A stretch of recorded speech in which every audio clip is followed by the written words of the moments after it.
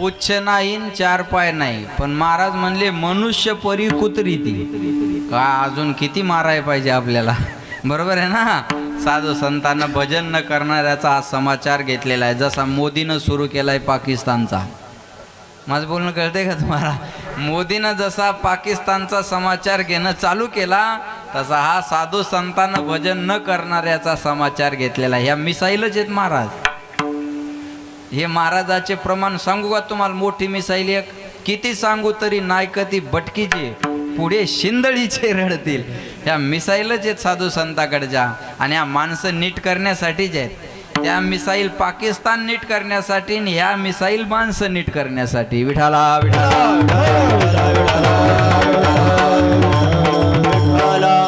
प्रेम आणि नाम एकत्र आलं की त्याला म्हणायचं काला. प्रेम आणि नाम एकत्र आलं की त्याला म्हणायचं काला. तो आज आपल्याला मिळणार हे आपलं भाग्य आहे. लक्ष देऊन ऐका. भगवंताचा अवतार कार्य या अभंगामध्ये सांगितलेलं आहे. भगवान अवतार घेतात. आता फार लक्ष देऊन कीर्तन ऐका बरं का. भगवंतानं अवतार का घेतला? भगवंताला अवतार घेण्यामागं कारण काय? तर भगवद्गीतेमध्ये सांगतात, यदा यदा ही धर्मस्य ग्लानिर्भवति भारत अभ्युत्थानम धर्मस्य तदात्मानं सृजाम्यहम्. यदा यदा म्हणजे जेव्हा जेव्हा धर्मस्य म्हणजे धर्माची ग्लानी होते, हानी होते, त्या वेळेस भगवंत म्हणतात मी अवतार घेतो. आणि अवतार घेऊन काय करतो? परित्राणाय साधूनाम विनाशाय च दुष्कृताम. तेव्हा सांगून ठेवला, परित्राणाय साधूनाम आणि विनाशाय च दुष्कृताम. ज्यानं दुष्कर्म केलेला आहे त्यांचा विनाश केलाच पाहिजे. हा भगवद्गीता. धर्म रक्षावयावतार घे आपुल्या पाळीशी भक्त जना, आपुल्या पाळीशी भक्त जना. धर्म रक्षावयावतार घे आपुल्या पाळीशी भक्त जना. धर्मरक्षा वया अवतार घेसी आपुल्या पाळीशी भक्तजना.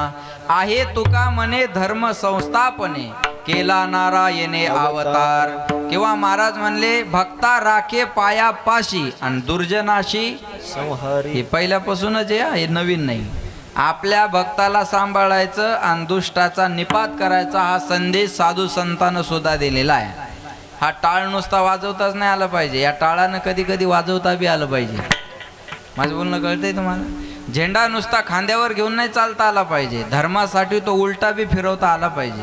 शस्त्र आणि शास्त्र यानं देश चालत असतो. हा तुकाराम महाराज होती शास्त्राची भाषा आणि छत्रपती शिवाजी महाराज होती शस्त्राची भाषा. तुकाराम महाराजांना छत्रपतीला तलवार ठेवण्याचा आग्रह नाही धरला. सांगितलं, राजे ज्याला आमच्या शास्त्राची भाषा कळणार नाही त्याला तुमच्या तलवारीच्या भाषेनं नीट केल्याशिवाय राहू नका. ही शिकवण आहे तुकाराम महाराजाची, जगद्गुरु तुकोबाची. महाराज बरोबर आहे ना. तुकाराम महाराजांना ही शिकवण छत्रपतीला दिलेली आहे. लक्षात ठेवा, आपल्या भगवंताकडं शस्त्रास्त्र आहेत. भगवान श्रीकृष्णाजवळ नुसती बासरीच नाही, सुदर्शन बी आहे. भगवान शंकराजवळ नुसतं डमरूच आहे का? बोला बोला. त्रिशूळ पण आहे ना. भक्त आला तर डमरू, राक्षस आला तर त्रिशूळ. Tit for tat. जशाच तसं उत्तर माणसाजवळ असलं पाहिजे. काय म्हणतात, या गालात मारली तर हा गाल पुढं करा, त्याच्या दोन्ही थोबाडी धाना. आपला गाल गाल पुढं करता ते सोडून द्या. आता जशाच तसं हे बघा, लय झुकून वागलं की लोक माती करतात आणि जशाल तसं राहिलं की लायकीत राहतात. विठाला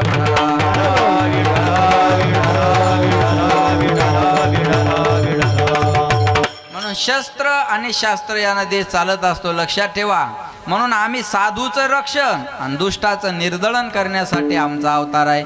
जब जब होय धर्म की हानी. रामायणात ऐकला असेल आपण. जब जब होय धर्म की हानी बाढय असुर अधम अभिमानी. तब तब धरी पब्रु विविध शरीरा हरही कृपा निधी सज्जन पीरा. तेव्हा तेव्हा भगवंतानं अवतार घेतलेला आहे. मग आता अवतार देवाने घेतले, पण किती घेतले? भागवतामध्ये 24 अवताराचं वर्णन आहे. संत मालिकेत 10 अवताराचा प्राधान्य आहे. पण गर्गाचार्यानं गर्ग संहितेत याचं 6 भागात वर्गीकरण केलेलं आहे. काही भगवंताचे अंश अवतार आहेत, काही अंशांश अवतार आहेत, काही कला अवतार आहेत, काही आवेश अवतार आहेत, काही पूर्ण अवतार आहेत आणि काही परिपूर्णोत्तम अवतार आहेत. आता अंश अवतार कोण? आपण सगळे देवाचे अंश अवतार आहोत. ममे वंशो जीव लोके जीवभूत सनातना मन षष्ठानि इंद्रियानी प्रकृती स्थानी घर्षती.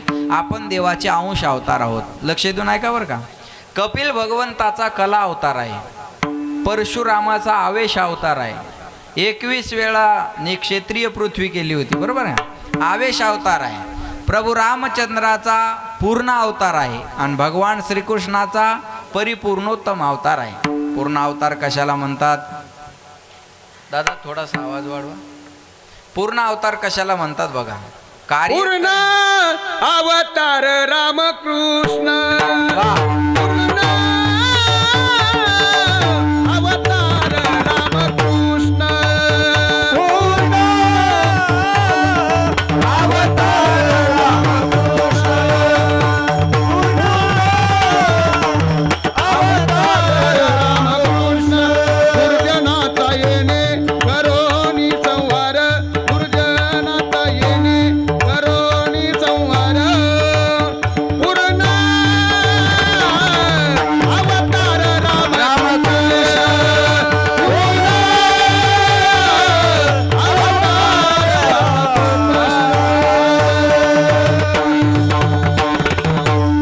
बाबा की झलक सबसे अलग. पुन्हा एकदा टाळ्या वाजवा. वा वा वा वा. महाराज म्हणले लक्षात ठेवा, पूर्ण अवतार दुर्जनाचा येणे करोनी संहार. पूर्ण अवतार रामकृष्ण दुर्जनाचा संहार केला. बरोबर आहे ना? लक्ष देऊन ऐका. दुर्जनाचा संहार करण्यासाठी पूर्ण अवतार आणि परिपूर्णोत्तम अवतार. आता पूर्ण अवतार म्हणजे काय? लक्ष देऊन ऐका. कार्य करण्याची क्षमता आहे. थोडंसं हे मॉनिटरवर. कार्य करण्याची क्षमता आहे पण स्वातंत्र्य नाही, याला म्हणायचं पूर्ण अवतार. पुन्हा एकदा ऐका. कार्य करण्याची क्षमता आहे पण स्वातंत्र्य नाही, याला म्हणायचं पूर्ण अवतार. आणि कार्य करण्याची क्षमताही आहे आणि स्वातंत्र्यही आहे, याला म्हणायचं परिपूर्णोत्तम अवतार. ST ड्रायव्हर आहे, ST ड्रायव्हर आहे, बरोबर आहे, ड्रायव्हरच येतो आणि स्वतःच्या आपल्या गाडीचा सुद्धा आपण ड्रायव्हिंग स्वचालक आहेत समजा. आता ST ड्रायव्हरनं समजा आता तो कुठला देवणीचा आहे आणि तो उदगीरवरून आला.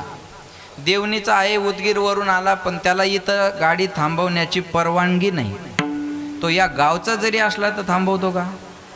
एखादा लयच आती असला समजा ओळखीचा तर ते एखाद्या वेळ नाविलाज होतो. पण मोठं स्टेशन असू द्या आणि त्या गावावरून जरी गाडी चालली मग त्याला वाटतं का आता चाललीच गावावरून गाडी, मग आता चाल थांबू घरी? बोला. त्याला थांबवता येत नाही का? त्याला ब्रेक मारता येत नाही का? त्याला ब्रेक मारता येतं, ॲक्सिलेटर कमी करता येतं, गाडी थांबवता येते, पण हे स्वातंत्र्य त्याच्याकडे आहे का? ही जर बातमी डेपो मॅनेजरला कळाली तर नोकरी राहील का? नाही. त्याच्यात क्षमता आहे पण स्वातंत्र्य नाही. स्वतःची गाडी आहे. कमालवाडीला जरी यायचं असेल तर बोंबळीला जाऊन थांबीन. माझं बोलणं कळलं तुम्हाला? कमालवाडील कीर्तन आहे माझं, पण मी बोंबळील मुकामाल थांबील. अर्ध्या बोंबळीत इकडं झोपला, अर्ध कोणी मालक आहे का? मग का हो तुम्ही इकडं कसं काय चालले? तुला काय करायचं? माझी गाडी आहे, मी डिझेल टाकलं, चालवाय मी आहे, तुला गरज काय? अहो पण इकडं, अरे तुला गरज काय? ऐका, कळलं तुम्हाला आता? स्वतःची गाडी असली आणि स्वतः चालक असला तर माणूस पाहिजे तिथं थांबू शकतो. अहो पुण्याला जायचं तर माणूस 10 वेळ थांबतो चहा प्यायला, थांबत नाही का? का? स्वतःची गाडी आहे ना. म्हणजे क्षमताही आहे आणि स्वातंत्र्यही आहे, याला म्हणायचं परिपूर्णोत्तम अवतार. भगवान श्रीकृष्णाचे तुम्ही बघा, युद्धामध्ये शस्त्र उचलणार नाही ही प्रतिज्ञा केली, बरोबर आहे. युद्धात शस्त्र घेणार नाही अशी प्रतिज्ञा केली, पण रथाचं चाक घेऊन अंगावर धावला भीष्माचार्याच्या, बरोबर आहे ना. भीष्मपण केला खरा आणि धनुर्धरा. मग भीष्माचार्य म्हणले, ह्या देवा, अरे तू तर शस्त्र घेणार नव्हता ना. एक कार्यम आगत्यम कोटी कार्यम चकारहा. यार म्हणले मी माझा मालक आहे, हे जीवन भगवान श्रीकृष्णाचं आहे. पण रामाला थोडं बाजूला तरी जाता आलं का? बोलीला वाल्मिक तैसेची करीन, वर्तोनी दावेनं म्हणे नामा किंवा नामा म्हणे. आता तुम्हाला अजून एक मजा सांगतो. बागेश्वर महाराज, धीरेंद्र शास्त्री महाराज मंडपात बसलेल्या माणसाची चिठ्ठी लिहितात, न नाव गाव विचारता, अनोळखी माणसाची. पहा जरा लक्ष द्या. अनोळखी माणसाची चिठ्ठी लिहितात आणि पेंडॉलमधल्या त्या माणसाला उठवतात आणि त्यांचं लिहून झाल्यानंतर बघा बरं का, चमत्कारच आहे हा बी. त्यांचं लिहून झाल्यानंतर त्या माणसांना उठवतात आणि ज्या माणसाला उठवलं त्याचंच नाव निघतं आणि त्याच्याच घरच्या समस्या आणि त्याच्या घरी परिवारात काय काय अडचणी आहे त्या चिठ्ठीमध्ये निघतात. आपण पाहिलं. आश्चर्यच आहे का नाही? आश्चर्यच आहे. याला अभ्यासच लागतो, याला शक्तीच लागते. हे आश्चर्यच आहे. पण ऐका, मी याच्या पुढचं आश्चर्य सांगतो तुम्हाला. धीरेंद्र शास्त्री महाराजांना माझ्या समोर बसलेल्या मंडपात बसलेल्या जन्माला आलेल्या माणसाची चिठ्ठी लिहिली जशाला तशी निघली. पण आमच्या वाल्मिकानं जन्माला न आलेल्या रामाची चिठ्ठी अगोदर लिहून ठेवली होती. कळलं माझं बोलणं? जन्माला यायचंच राहिलं आणि अगोदर सगळं लिहून ठेवलं आणि तसं तसं देवाला वागावं लागलं. हे 50 धीरेंद्र शास्त्री एकत्र करावं लागतील तरी बरोबरी होणार नाही. हे लक्षात ठेवा महाराज, मला काय सांगायचं लक्षात आलं का? मग रामचंद्राला चाकोरी सोडून जाता आलं नाही. लक्षात घ्या, याला म्हणायचं पूर्ण अवतार. प्रभू रामचंद्रात सामर्थ्य नव्हतं का अजून 1-2 बायका करायचं? अहो, चहाच्या टपरीवाले 3-3 करायला लागले. तो तर राजा होता ना, बरोबर आहे. सामर्थ्य नव्हतं. पण वाल्मिकानं जी आचारसंहिता घालून दिली त्या आचारसंहितेच्या बाहेर प्रभू रामचंद्राला जाता आलं नाही. म्हणून परिपूर्णोत्तम अवतार आहे श्रीकृष्णाचा आणि पूर्ण अवतार आहे भगवान श्रीकृष्णाचा. मग भगवंतानं अवतार किती घेतले तर अनंत अवतार घेशी भक्ता कारणे, भक्ता कारणे कनवालू कृपाळू, कनवालू कृपाळू दिना लागे उद्धरणे. अनंत अवतार घेशी भक्ता कारणे, भक्ता कारणे कनवालू कृपाळू, कनवालू कृपाळू दिना लागे उद्धरणे. अवताराच्या राशी तो हा उभा विटेवरी, तो हा उभा विटेवरी. शंख चक्र गदा, शंख चक्र गदा पद्म सहित हरी. तो हा उभा विटेवरी, हा उभा विटेवरी. शंख चक्र गदा, शंख चक्र गदा पद्म सहित हरी. जमन काय मायकाचं न तुमचं या पुढं. हां, जे येईल ते म्हणा. नाही शब्द आले तर ना ना ना रे ना ना ना ना. हा, स्वरात स्वर मिसळून द्या. आपल्या पार्टीची इज्जत मी जाऊ देणार नाही. कुछ तुम जाने कुछ हम जाने, अंदर की बात राम जाने. विठाला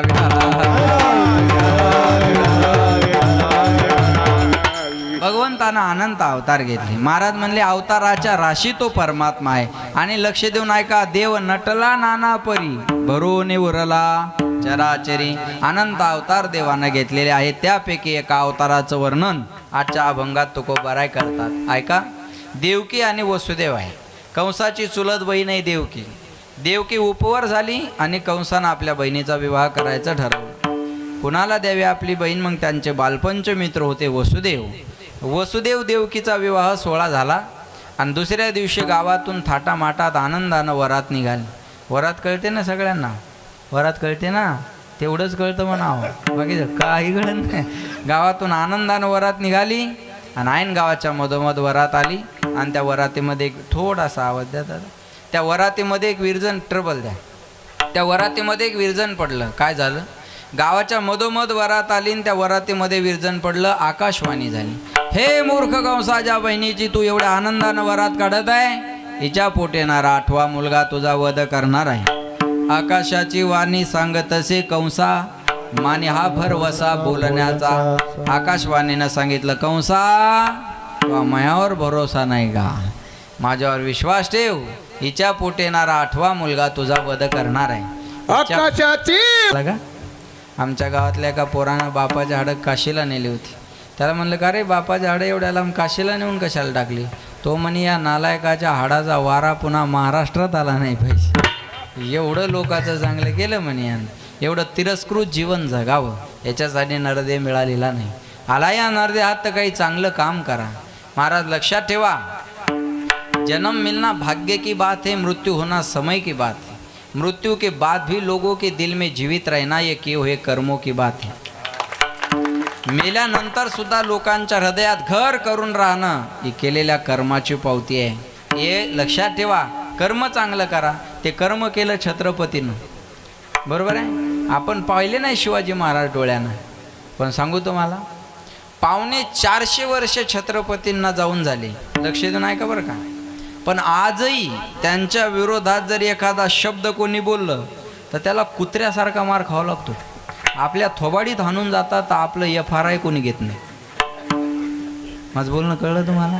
शिवाजी महाराज डोळ्यानं पाहिले नाही, पण आज त्यांच्याबद्दल एखादी पोस्ट करा नाही तर वक्तव्य करा, त्याला कुत्र्यासारखा मार खावा लागतो आणि त्याची दखल घेतल्या जाते. आपल्याला चालता चालता कोणी मारून जातं, पोलीस म्हणतात पळा घरी.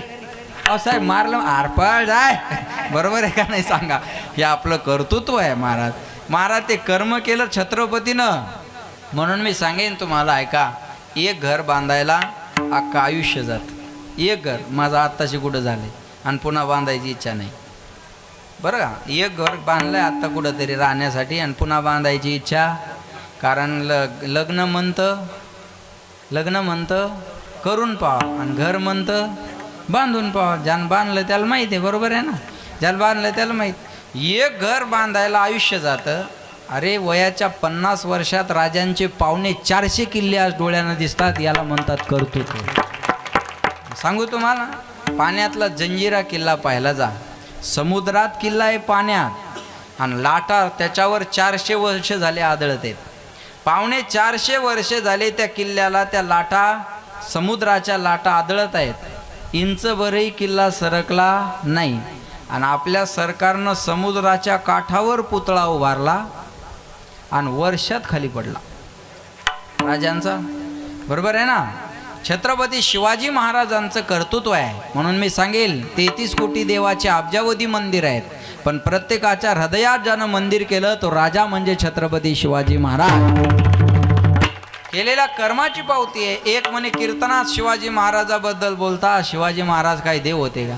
म्हणलं शिवाजी महाराज देव होते का नाही मला सांगता येणार नाही, पण शिवाजी महाराजामुळं मंदिरातला देव सुरक्षित राहिला एवढं मी गॅरंटीनं सांगेन. मंदिरातला देव सुरक्षित मिळत असेल तर हे उपकार राजांचे. एकच राजा इथे जन्मला, लक्षात ठेवा. 33 कोटी देवाचे अब्जावधी मंदिर आहे, पण प्रत्येकाच्या हृदयात ज्यानं मंदिर केलं तो राजा छत्रपती शिवाजी महाराज आहे. एकच राजा इथे जन्मला शिवनेरी किल्ल्यावर, माझ्या राजाचं नाव गाजतंय गड किल्ल्याच्या दगडावर. सुंदर स्वराज्य निर्माण केले तलवारीच्या धारेवर, रयतेसाठी वार झेलले आपल्या निधड्या छातीवर. प्राणपणान लढले मावळे भरोसा त्या राजावर, माझ्या राजाचं नाव गाजते गड किल्ल्याच्या दगडावर. आठवण येते मनामध्ये भगवा झेंडा दिसल्यावर. जात पात ना धर्म मानिला जगला माणुसकीवर. पुन्हा जन्म घ्या अशी इच्छा शिवभक्ताच्या हृदयावर. माझ्या राजाचं नाव गाजतंय गड किल्ल्याच्या दगडावर. छत्रपती शिवाजी महाराज की. त्या चैतन्याने आपण जागा होण्याची गरज आहे. कर्म मागं राहणार, बाकी काय मागं राहणार. ज्ञानेश्वर महाराज आपण डोळ्यानं पाहिले नाही, पण ज्ञानेश्वरी मागं आहे म्हणून माऊली कळतात. तुकाराम महाराज आपण डोळ्यानं पाहिले नाही, पण गाथा आहे म्हणून तुकोबाराय कळतात. कर्म मागं राहिलं, बाकी काय मागं राहणार आहे. बोला, मेलाव काही ठेवतात का. बोला, आपले कपडे सुद्धा जाळून टाकतात.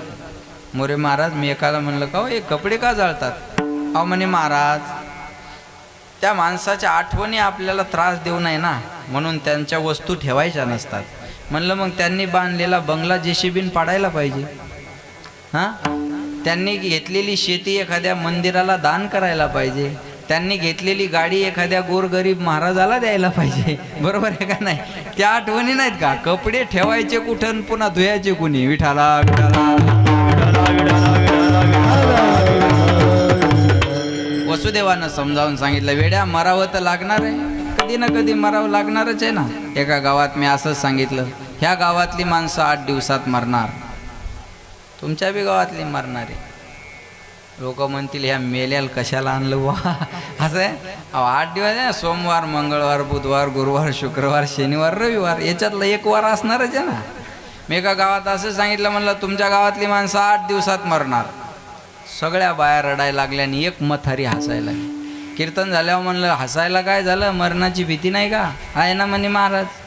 म्हणलं मग मी सांगितलं या गावातली माणसं 7 दिवसात मरणार, तुम्ही तर खुशाला हसायला लागल्या. मी या गावची नाही म्हणे, मी देवणीची आहे. हां म्हणलं तू का बियाल राहणार आहे, बरोबर आहे का नाही. जावं सगळ्यांना लागणार आहे, जो आला तो जाणार आहे, पण कलंकित होऊन मरू नका. सांगितलं वेड्या बहिणीचा हत्यारा म्हणून लोक ओळखतील तुला, मग काय करायचं म्हणे. हे बघ समजावून सांगण्याच्या पद्धती आहे, तुला याच्यापासून भीती नाही ना म्हणे. नाही, हिला होणाऱ्या मुलापासून भीती. मग असं कर, आम्हाला दोघाला बंदी शाळेत ठेव, जे मुलं होतील ते तुला आनंद देतो, बहिणीचा जीव वाचेल, शत्रू संपून जाईल, नावाला कलंक लागणार नाही. कंसाला गोष्ट पटली, दोघाला बंदी शाळेत ठेवलं. पहिला मुलगा झाला, तो मुलगा कंसानं वसुदेवानं कंसाकडे घेऊन आले. कंसानं त्या निलागज मुलाकडे पाहिलं, दया आली. मला 8वा मारणार आहे ना, त्या पहिल्याला मारून काय करायचं. माघारी घेऊन जायला सांगितलं, पण नारदाला ही गोष्ट कळाली. नारद म्हणले हा असाच पुण्य करायला लागला तर याच्या पापाचा गडा भरणार नाही आणि देव अवतार घेणार नाही. नारद म्हणले वेड्या कोणताही पहिला होऊ शकतो आणि कोणताही 8वा होऊ शकतो. पुण्य सारावया भेटे देव ऋषी, वधी बाळ काशी ठेवू नको. मुलाला घेऊन यायला सांगितलं, गरगर फिळवलं, शिळेवर आपटलं. असं 1 2 3 नाही, होताचे प्रसूत नेवनिया देत, 6 मारित दुराचारी. 6 मुलं दुराचारी कंसानं मारले. 7वा गर्भ योग मायनं रोहिणी मातेच्या उदरात नेऊन घातला, तो बलराम दादाचा. आता 8वा जन्माला येणार. देवकीचे तेज दिशे जैसा सूर्य, कंसाचे हृदय जळत असे. आता देवकी मातेचं तेज एखाद्या सूर्याप्रमाणे दिसत होतं. लख प्रकाश बंदी शाळेमध्ये पडला आणि 8 वर्षाची चतुर्भुज मूर्ती देवकी वसुदेव यांच्या समोर उभी राहिली. देवकी वसुदेवानं सांगितलं, देवा तुम्ही लहान होऊन जन्माला यावं म्हणून आम्ही तप केलं, तुम्ही 8 वर्षाचे झाल्यावर तुम्हाला आमचं पोरगं कोण म्हणेल. भगवंत म्हणले मी लहान होणार आहे, पण त्या अगोदर मला तुम्हाला काहीतरी सांगायचं आहे. बाबा माझा जन्म झाल्यावर मला इथं ठेवायचं नाही. नंदाच्या घरा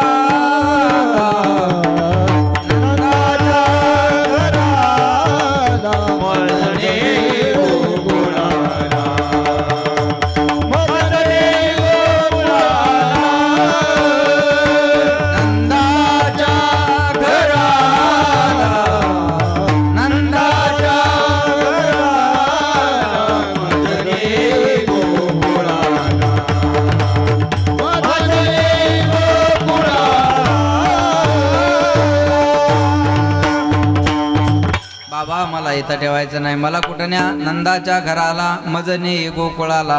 मला नंदाच्या घराला घेऊन जा, तिथं माया जन्माला असेल तिला इकडे घेऊन या. बोलणं सोपं आहे, करणं अवघड आहे.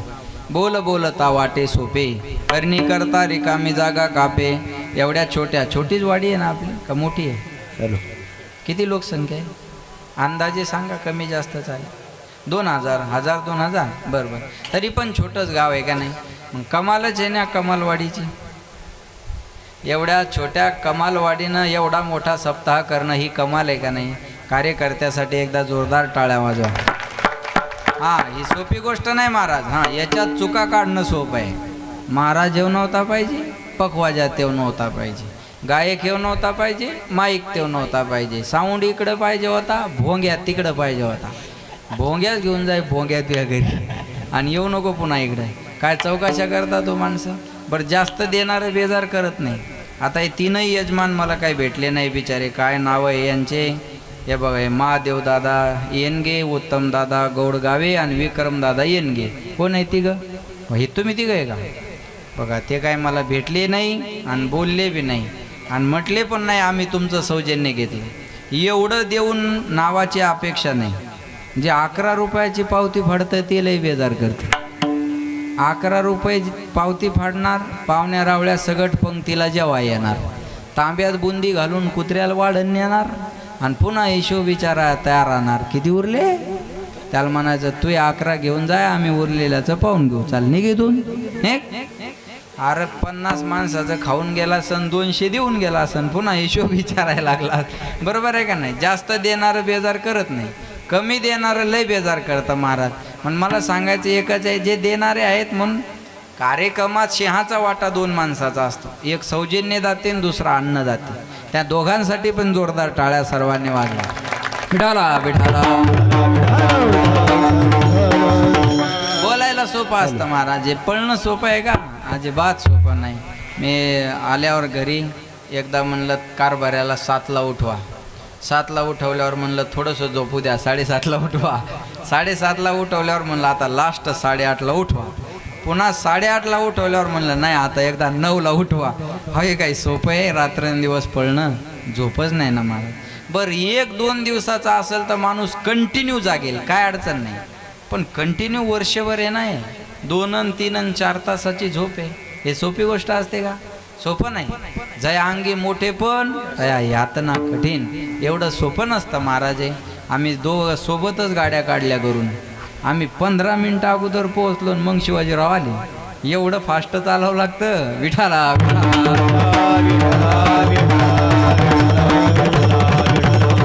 लक्षात ठेवा, काही गोष्टी बोलायला सोप्या असतात. आता इथं तुम्ही कीर्तन झालं की तोंड फिरवणार, बरोबर आहे ना? हे आणा ते आणा हे आणा. इथं काय मेवण्याचं लग्न थोडंच आहे. हळूहळू येईल, जसं येईल तसं घ्यायचं, जेवढं आलं तेवढं खायचं, प्रसाद म्हणून घ्यायचं. बरोबर आहे का? सोपं असतं काय? बरं किती माणसं येणारे माहीत नाही, कमी होणारे का जास्त होणारे माहीत नाही, अंदाज येत नसतो ना. मग थोडंफार करणाऱ्याकडून कमी जास्त होत असतं. कधी कधी कमी पडल, कधी कधी जास्त होईल. कमी पडलं तर समजावं देवाला आज उपवास करायची आपल्यावर इच्छा आहे, आणि जास्त झालं म्हणावं देवानं आज चांगलं जीव घातलं. बस चांगलं पॉझिटिव्ह थिंकिंग असावी. प्रतिक्रिया देण्यापेक्षा प्रतिसाद दिला पाहिजे, चांगल्या कामाला मदत केली पाहिजे. तुका म्हणे सत्य कर्मा व्हावे साई, घातली या भय नरका जाणे. या कामात चुका काढत बसायच्या नाही, याला सहकार्य जेवढं करता येईल तेवढं करायचं. विठाला म्हणले तुम्हाला नेणं सोपं आहे का? भगवंत म्हणले त्याची चिंता तुम्ही करू नका, मी आल्यावर सर्व व्यवस्थित होईल. आणि भगवंतानं गर्भात प्रवेश केला. आणि ऐका, भगवंताचं प्रागट्य होण्याच्या अगोदर स्वर्गातले सर्व देव एकत्रित आले आणि देवकी वसुदेव यांच्यावर पुष्पवृष्टी करतात, देवाचं स्वागत करतात. सर्वांनी हात वर करा बघा. महिला पुरुष जेंट्स लेडीज मेल फिमेल, बाया माणसं गडी माणसं आव वैव सर्वांनी एकदम सरळ. स्वागतम कृष्ण सुस्वागतम कृष्ण, स्वागतम कृष्ण स्वागतम कृष्ण, स्वागतम कृष्ण सुस्वागतम कृष्ण, स्वागतम कृष्ण स्वागतम कृष्ण, सुस्वागतम शरणागतम कृष्ण, स्वागतम सुस्वागतम शरणागतम स्वागतम कृष्ण स्वागतम. पाहिला पाहिला पाहिला पाहिला तेने वेदियेले मन, तेने वेदियेले मन, तेने वेदियेले मन, तेने वेदियेले मन, तेने वेदियेले मन, तेने वेदियेले मन. पाहिला पाहिला पाहिला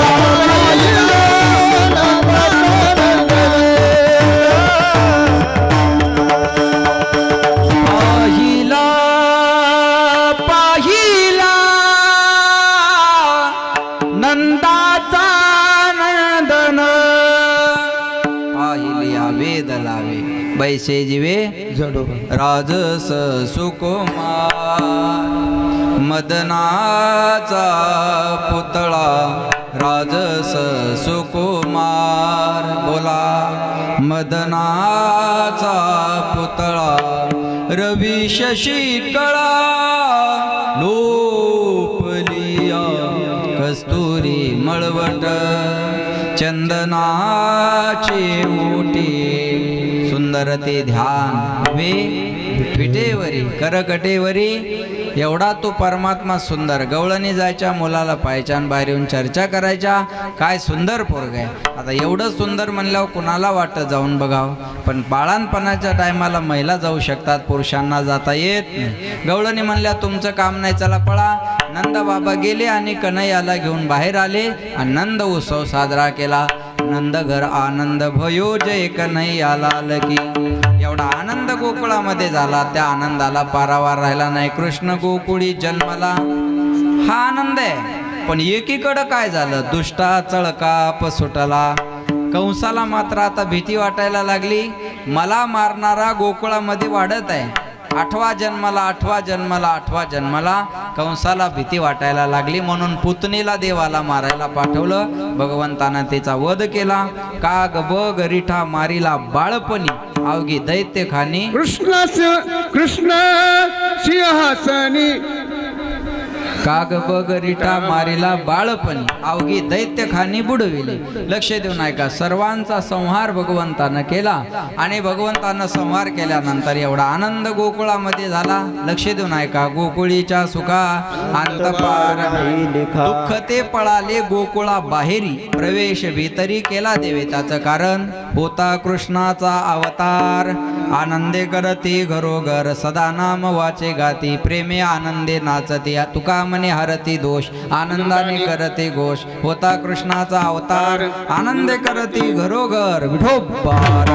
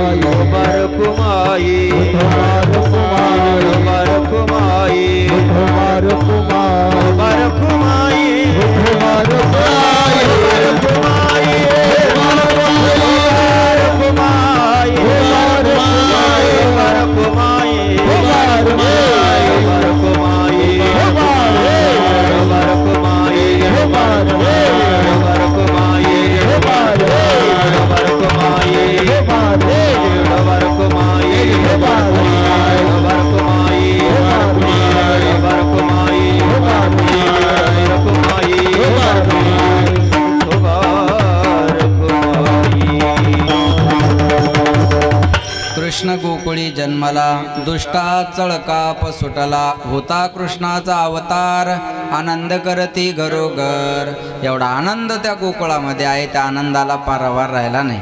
आणि लक्ष देऊन ऐका, वेळ कमी असल्यामुळं देवानं रांगाय सुरुवात केली. तळवे तळहात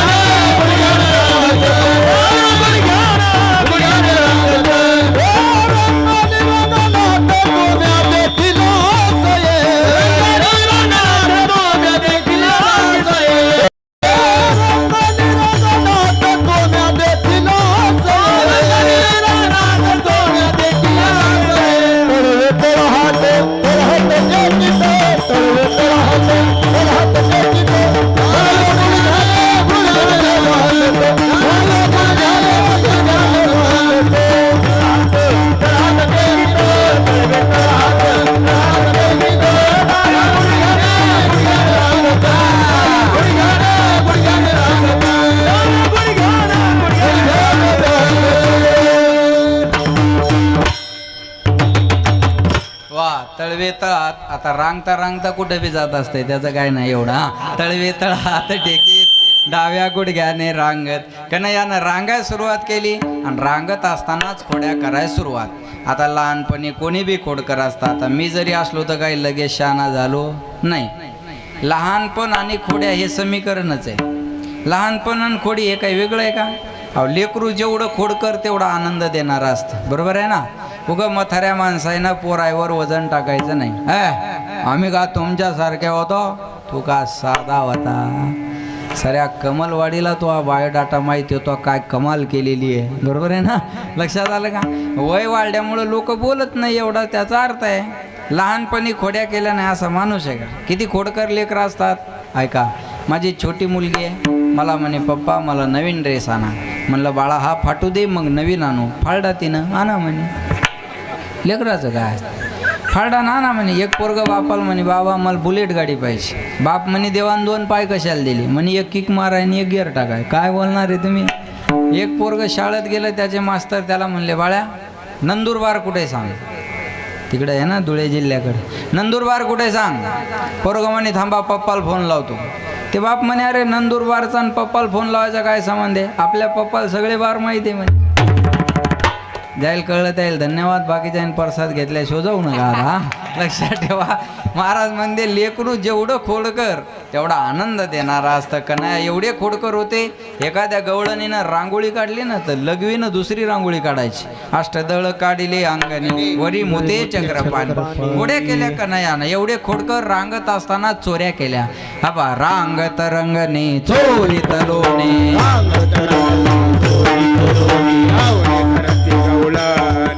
धावणी धरती गवळणी बांधिती चरणी देती घराणी. चरणी देती घराणी.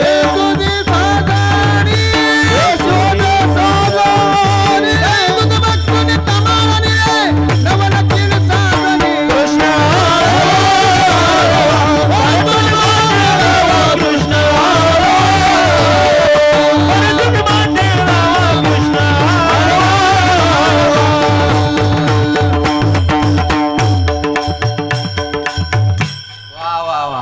रांगत असताना देवानं चोऱ्या करायला सुरुवात केली. आता चोरी केली हे महत्वाची नाही, कशाची केली हे महत्वाची आहे.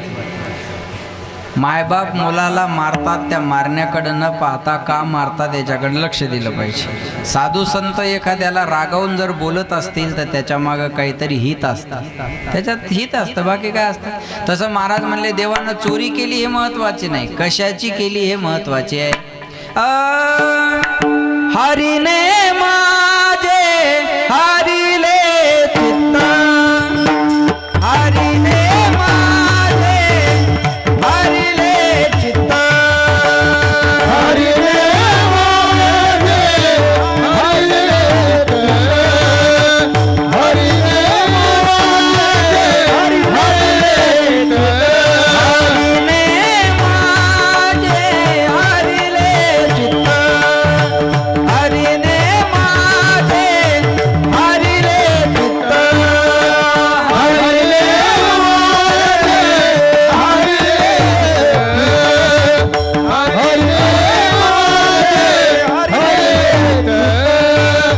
भारवीत विसरले.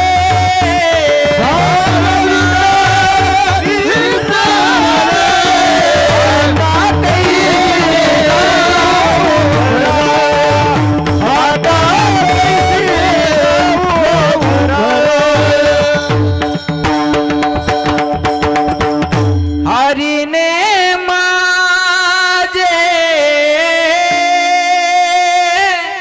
हरिले चित्त. चित्त चोरीले नंदाच्या नंदने. तुका म्हणे येणे गरुड ध्वजे. देवानं चोरी केली पण चित्ताची केली. आता काही गवळणीला खोड्या आवडायच्या आणि काही गवळणी यशोदा मातेकडे घरानं घेऊन यायच्या. यशोदे कृष्णासी सांगावे गोकुळी राहावे का जावे. गोकुळी राहावे का जावे. यशोदे तुझ्या पोराला काहीतरी समजून सांग. अगं मोठ्याचा आला गाडा, गरीबाचं झोपडं मोडा.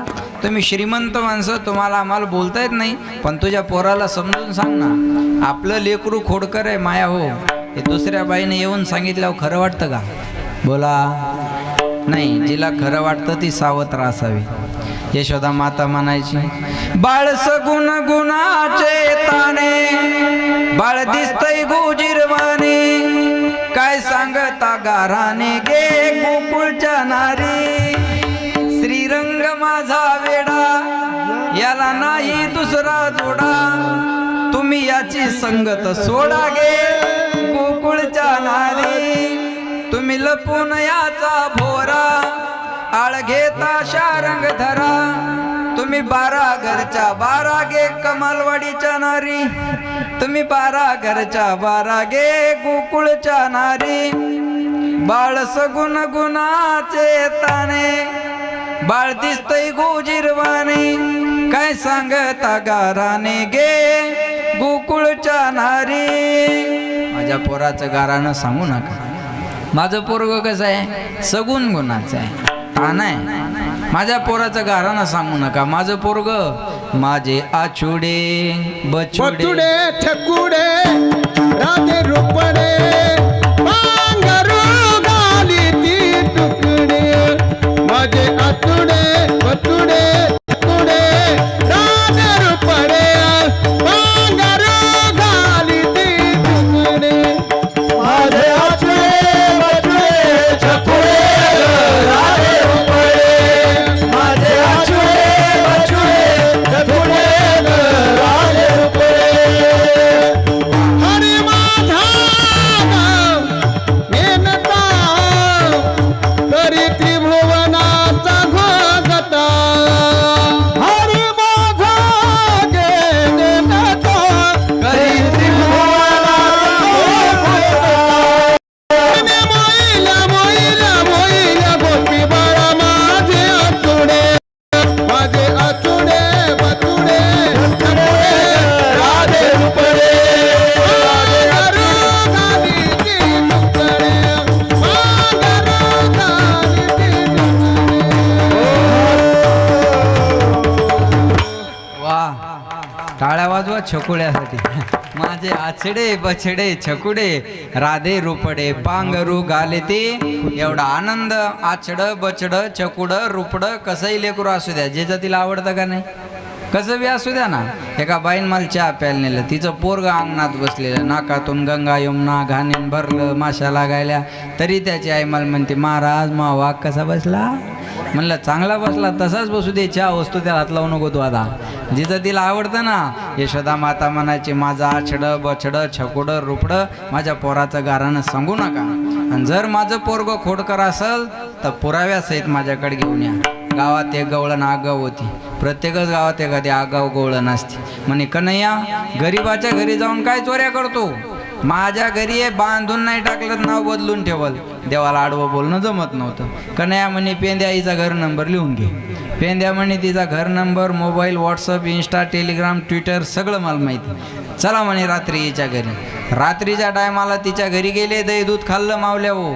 आणि निघाले पण आठवण आली ही बांधून टाकल म्हणली होती मग तिचीच वेणी नवऱ्याची दाढी झोपलेल्या दोन्हीची गाठ मारली गाठ बाई दोन्हीची बांधोनी आहे का दोन्हीची गाठ मारली पतीची दाढी माझी वेणी दोन्हीची गाठ बांधोनी तिसरी आली धावणी मने ग बाई काय केली करणी तिसरी आली धावणी मने ग बाई काय केली करणी पतीची दाढी माझी येणी दोईची काट देवोनी ओ पतीची दाढी माझी वेणी दोईची काट देवोनी काटबाई कुणाची तू देणा हे सोने बाळा तुझा ताना पटवरी पंखुती ओ हे सोने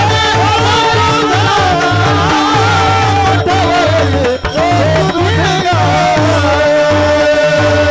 तुझा तिसरी आली धावोनी म्हणे ग बाई काय केली करणी पतीची दाढी माझी वेणी दोन्हीची गाठ बांधोनी बर मारू दे मारली तर पण गाठ बाई कोणाशे सुटेना यशोदे बाळ तुझा ताना कुठवर सोसू देंगाना किती दिवस सहन करायचं आता याच्यावर मिसाईल टाकल्याच पाहिजेत किती दिवस सहन करायचा धिंगाणा बरोबर आहे यशोदा माता म्हणे माझं पोरग खोडकर पतीची वेणी दाढी वेणीची गाठ मारली न कन्हैया निघून गेले पूर्वी गवळणी लवकर उठायच्या कशामुळं बोला दळावं लागायचं ना चष्मेवाले आजी तुमच्या जमान्यात पाणी भरायचं म्हणल्यावर कुठं जावं लागायचं विहिरीवर आडावर, बरोबर आहे ना? आडावर काय नाव आहे तुमचं?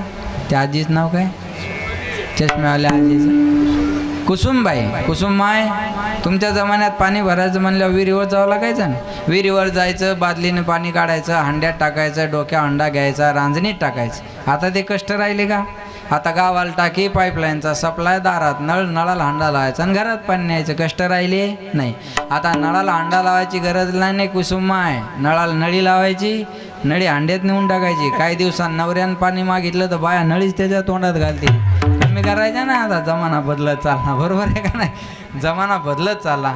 ती गवळण सकाळी सकाळी उठली आणि तिच्या मानेला बसला झटका. ती म्हणते, अहो भाई हो, शोभतं का तुम्हाला या वयात वेणी ओढायला? शोभतं का तुम्हाला या वयात वेणी ओढायला? तो गवळी म्हणतो, अगं म्हाताऱ्या माणसाची दाढी ओढते आणि मला म्हणते वेणी ओढते. पाहता तर दाढीची आणि वेणीची गाठ. म्हणे तुमचाही दोष नाही माझाही दोष नाही, कोणतरी गाठ मारली. म्हणे मारू दे, मारली तर. हे कूलर एका बटनं बंद होतात का? करा बरोबर. आता सावली आली, एकाच बटनावर होत असतील तर करा. हां, लक्ष देऊन ऐका बघा. महाराज म्हणले, अहो कोणातरी गाठ मारली, तुमचाही दोष नाही. हां, जमलं. तुमचाही दोष नाही माझाही दोष नाही, कोणातरी गाठ मारली. त्याच्यामुळं आवाज दबल्या जातो, बरोबर. बघा फरक कळत असं ना तुम्हाला. हां, लक्ष द्या माझ्याकडे. अहो कोणीतरी गाठ मारली, म्हणे मारू दे, मारली पण सोड ना आता. आता ऐका, ज्या ब्राह्मणाला बरोबर मंगलाष्टक बी येत नाही त्यानं आपल्या गाठी मारून दिल्या. सुटायला लागल्यात का रे? हां, सुटायला लागल्या. देवान मारलेली गाठ सुटत असते का? सोडाय गेले सुटना. गवळी म्हणे कापून घेऊ. कात्री का उशाल घेऊन झोपतो माणूस? कात्री होती वरच्या मजल्यावर. गवळी म्हणजे आहे कात्री घेऊन ये. ती म्हणे हाय का थोडी तरी अक्कल, एकटीला कसं जाते? उडा निघाला दिंडी 16 वरच्या मजल्यावर. कापाय गेले कापना, जाळाय गेले जळना. मग गवळ्याच्या लक्षात आलं हे कन्हैयाचं काम आहे. म्हणे का गं तू कन्हैयाला काही बोलली होती का? हा, म्हणलं होतं. म्हणे आमच्या घरी ये मग बांधून टाकते. कशाला आगीत हात घातला म्हणे तू? आता त्याच्याकडे गेल्याशिवाय गाठ सुटणार नाही. म्हणे आता असं सोंग घेऊन त्याच्या घरापर्यंत जायचं का? आता त्याला नाव इलाज आहे म्हणे. तोपर्यंत कन्हैया म्हणले, पोरो तुम्हाला सोंग पाहायचं का? म्हणले हो, चला म्हणे माझ्याबरोबर. आणि दरवाजात पोरं आणून उभे केले. म्हणे या घरातून आता सोंग बाहेर येणार. ते सोंगच होतं ना लग्नात. नवरदेव पुढं, आज नवरी पुढं. ती 6 फुटाची, हे 5 फुटाचं. असं चाललं बघा. पोराने पाहिलं ना, हुर्या केला, हय हय हय हय. पोराच्या पायानं उडाली धूळ. धूळ गेली गवळणीच्या नाकात. नाकात धूळ गेल्यावर काय होतं? शिंक येते. गवळणीनं हात शिकेला का मागचा गवळी रप. वा, काय पाडला हो महाराज तुम्ही टायमिंगवर. वा वा वा वा वा. रपकन खाली पडला आणि भांडण नंदबाबाच्या दारात. म्हणे कन्हैया एवढी गाठ सोडून दे. आपण मारली नाही म्हणे. अरे मारली नाही पण सोडून दे. हां, तसा असन तर सोडतो म्हणे. आणि गाठ सोडता सोडता गवळणीच्या कानात म्हणे, बरं आहे का? लागशील का माझ्या नादाला? म्हणे आता तुझ्या नादाला लागणार नाही. अशा कोड्या कन्हैयानं केल्या. एक दिवस घरात कोडी केली. आईला कळलं आपलं पोरगं खोडकर आहे, आता याला घरी ठेवायचं नाही. गोधने चारावया जातो शारंग पाणी. मार्गे भेटली राधिका गवळणी. कृष्णदान मागे निरी हासडोनी. भगवंत गायी चारायला गेले. खेळ खेळला हमामा होतो तो हुंबरी. अबग दुबग तिबग पोरा त्रिगुण खेळ मांडला. सत्वगुण रजगुण तमगुण या तिन्हीचा खेळ भगवंतानं मांडला. खेळून खेळून पोरं दमले. म्हणले देवा आता खेळण्यात मजा नाही. खांदी भार पोटी भूक, काय या आलेल्या उन्हाचे सुख. हां, खांदी भार पोटी भूक, काय खेळायाचे सुख. भगवंत म्हणले भुका लागल्या, आपल्या आपल्या गायी ओळून आणा. आता गाई गोपाळ, गाई गोपाळ, गोपाळ, गाई गोपाळ यमुनेचे तटी. गाई गोपाळ यमुनेचे तटी. गाई गोपाळ यमुनेचे तटी. किती पाणी मिळोनी जगते. आणा लवकर. पाणी मिळोनी आळते अमृत गुणा. खेळती वाळवंटी. चला चला चला चला लई हंडी आणा, लई हंडी. चला चला चला चला मनती पाऊ फुटी हो. गाई गोपाळ, गाई गोपाळ, गाई गोपाळ यमुनेच्या तटी. गाई गोपाळ यमुनेच्या तटी. गाई गोपाळ यमुनेच्या तटी. यमुनेच्या तटी. गायी गोपाळ यमुनेचे तटी. लक्ष देऊन ऐका, एवढ्या गायी भगवंत चारायला गेले, तिथं गेल्यावर खेळ खेळले, खेळून खेळून पोरं दमले. आता गायी कोणत्या, गोकुळ कोणतं, काला कोणता, माझ्याकडे लक्ष द्या, 1 मिनिट माझ्याकडे लक्ष द्या. शरीर म्हणजेच गोकुळ, 5 ज्ञानेंद्रिय, 5 कर्मेंद्रिय, ह्या गायी याचा रिमोट कंट्रोल आहे मनाच्या हातात. मन इंद्रियाचा राजा. तुका म्हणे तू राख मनेरी, तेव्हा ही मनरूपी गाय देवा तुम्ही ओळा, बाकीच्या गायी आम्ही ओळतो. भगवंताने सर्वांच्या गायी एकत्र करायच्या असल्या की गायीच्या मागं कधी जायचं नाही, मग आपली बासरी काढायची आणि वाजवायची. आणि देवाची बासरी वाजली की गायी चरायचं विसरायच्या. बरं, आजही एखादी चांगली बासरी ऐकाय आली की माणसं लक्ष देऊन ऐकतात. बरोबर, त्या हिरो पिक्चरमधली एक बासरी फेमस आहे बघा. बरोबर आहे ना, पिक्चर बासरी म्हणलं की ती आपल्याला फक्त त्याचा स्वर घ्यायचा आहे. आणा आणा इकडे. भगवंतानं सुंदर अशी बासरी वाजवली.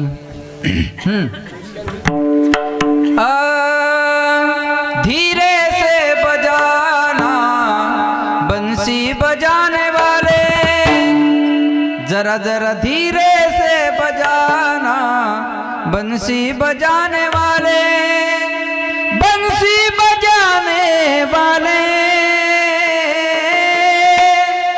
मुरली सुनाने वाले, हो मुरली सुनाने वाले. हरि की मुरली बाजी रे, जमुना के तीर बाजे, जमुना के तीर. हरि की मुरली बाजी रे, जमुना के तीर बाजे, जमुना के तीर. आर सावरिया कैसी वाजवली वाजवली मुरली.